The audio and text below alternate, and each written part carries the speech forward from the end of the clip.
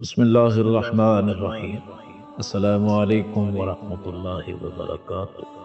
یہ سحر و افطار کی دعاؤں کے حوالے سے بارہا سوال پوچھا جاتا ہے۔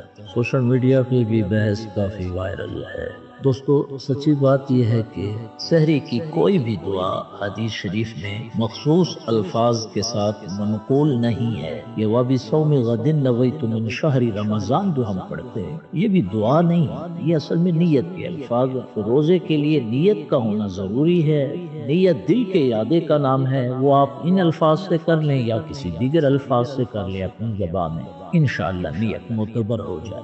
باقی یہ بات یقینی ہے کہ یہ جو سحر کا وقت ہے، یہ دعا کی منظوری کا وقت ہے۔ اللہ رب العزت کی سنت رہی ہے، جتنے ہستیوں کو سونے رب نے ولایت کے مقام سے سرفراز فرمایا، ایک عمل سبھی کا سانجھا رہا کہ سحر میں بیدار ہونا اور سحر کی آہوزاری۔ میرے مرشد اقبال نے فرمایا ہے، عطار ہو رومی ہو راضی ہو کہ غزالی، کچھ ہاتھ نہیں آتا بے آہ سحر گائی۔ تو یہ قبولیت کا موقع ہے، اپنے حرفوں سے ہی صحیح دعا کا اہتمام ضرور کرنا چاہیے۔ جہاں تک افطار کے وقت کا تعلق ہے تو افطاری کی کچھ دعائیں حدیث مبارکہ میں ہیں۔ ایک تو مختصر سی دعا ہے، اللہم لک صمت وعلی رزقک افطر، بس حدیث مبارکہ کے اتنے ہی الفاظ۔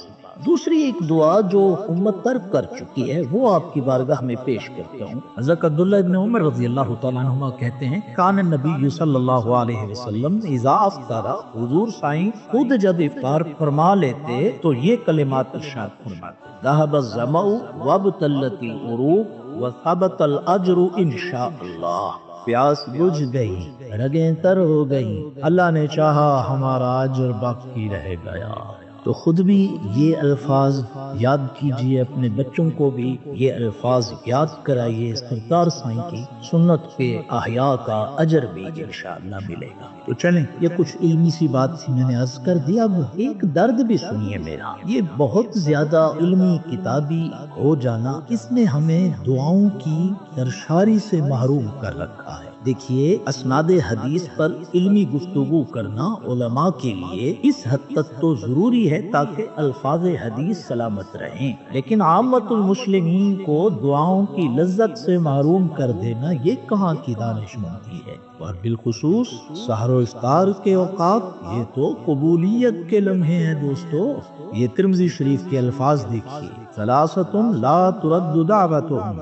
سرکار سائیں ارشاد فرماتے ہیں، تین خوش نصیب ایسے ہیں جن کی فریاد کبھی رد نہیں ہوتی۔ ان میں سے ایک والصائم حتی یفطر، وہ روزہ دار جو افطار کرنے کو بیٹھے، یرفعہ اللہ دون الغمام، اس کی دعاؤں کو اللہ تبارک و تعالی بادلوں کی سنگت میں اوپر اٹھا لیتے ہیں۔ وَتُفْتَحُ لَهَا أَبْوَابُ السَّمَاءِ، آسمان کے دروازے روزہ دار کی دعا کے استقبال کو کھول دیے جاتے ہیں۔ وَيَقُولُ اللَّهُ عَزَّ وَجَلَّ، عطا فرمانے والا پروردگار فرماتا ہے، وَبِعِزَّتِي، اور مجھے اپنی عزت کی قسم ہے، لَأَنصُرَنَّكَ وَلَوْ بَعْدَ حِينٍ، شاید کچھ تاخیر سے دوں لیکن کبھی بھی نامراد نہیں کروں گا۔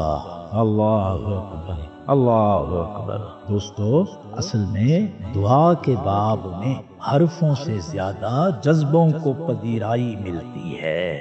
جس طرح کرم، فضل، سخا، عطا اس بے نیاز کی شان کریمی کا جلوہ ہے، اسی طرح مانگنا، کشکول اٹھانا یہ نیاز مند بندے کی بندگی کا سلیقہ ہے۔ سحر کا وقت ہو یا افطار کے لمحے، دعا پڑھنے کی بجائے دعا مانگنا سیکھیے، اور جو حرف سلامت نہ بھی رہیں، بس خالی کشکول اٹھا لیں۔ اس پروردگار کا ہاں دستور یہ ہے کہ وہ ایسا سمیع ہے جو بند لبوں کی فریاد بھی سن لیتا ہے۔ ہوتا ہے بارہا ایسا، ہاتھ اٹھتے ہیں، نگاہیں دستک دیتی ہیں، مگر حرف یاد میں نہیں رہتے۔